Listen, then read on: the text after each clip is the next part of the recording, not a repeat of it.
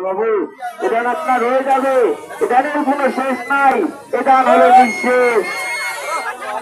একজন দাদা ভাই 50 টাকা দান করলো, দাদার মনে ইচ্ছা পূর্ণ হোক, তিনি দীর্ঘদিন হয়, ভগবান আমাকে আশীর্বাদ করুক। ও দাদা ভাই কিছু দিয়ে যান আমাদের মধ্যে উন্নয়ন না। দাদা ভাই